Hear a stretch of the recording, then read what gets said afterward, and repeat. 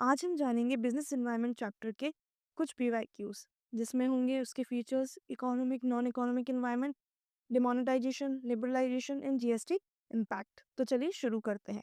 सबसे पहले जानते हैं कुछ features. Dynamic, uncertain, complex, multifaceted and relative. Economic environment क्या है? इसमें economic policies, GDP, inflation, interest rates सब आते हैं। नॉन इकोनॉमिक एनवायरनमेंट में सोशल, पॉलिटिकल, लीगल, टेक्नोलॉजिकल। अब जानते हैं लिबरलाइजेशन। इसमें लाइसेंस, राज खत्म, एफडीआई अलाउड, ये सब आता है। प्राइवेटाइजेशन में गवर्नमेंट कंपनीज और उनके प्राइवेट हैंड्स। ग्लोबलाइजेशन में आता है वर्ल्ड ट्रेड इंटीग्रेशन। अब जानते हैं कुछ पीवाईक्यूज की। Question number first, state any 5 features of business environment. Question number second, distinguish between economic and non economic environment.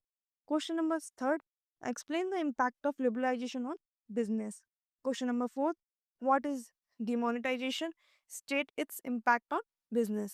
Question number 5, explain any 4 dimensions of business environment. Question number 6, importance of business environment. Question number 7, what is privatization and their advantages. Question number 8, GST impact on business. अब जानते हैं कुछ case studies PYQs के बारे में। First, 2016 demonetisation के बाद small traders को कैश शॉर्टेज हुआ। इससे क्या हुआ? फर्स्ट, इकोनॉमी एनवायरनमेंट चेंज हुआ। सेकंड, बिजनेस इम्पैक्ट और अडॉप्शन स्ट्रेटजी क्या होनी चाहिए। ये सब केस स्टडी के तौर पे आपसे पूछे जा सकते हैं। अब जानते हैं 2026 के मोस्ट एक्सपेक्टेड क्वेश्चन जो इस बार बोर्ड में आ सकते हैं। First, features of business environment. Second, economic versus non economic environment. Third, liberalisation, privatisation, globalisation explain. Fourth, demonetisation और GST impact case base studies. Fifth, role of technology in business environment. आप answer writing किस तरीके से लिख सकते हैं? Definition plus feature list.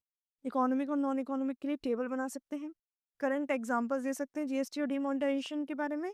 LPG में headings दे सकते हैं जैसे लिबरलाइजेशन, प्राइवेटाइजेशन एंड ग्लोबलाइजेशन की। केस स्टडीज में आपको किस तरीके से फॉर्मेट बनाना है? Identify environment dimension, then policy change mention, business पे क्या इम्पैक्ट हो सकता है, and adoption strategy. Business environment के पीवाईक्यूज कंप्लीट हो गए हैं। फीचर्स, डिमोनेटाइजेशन, जीएसटी सब रेडी हो गया है। तो आप पढ़िए, इसे 2-3 बार देखिए, पूरी तरीके से समझ में आ जाएगा। कल बात करते हैं ऑर्गेनाइजिंग के पीवाईक्यूज की। तब तक के लिए keep learning, keep growing. Thank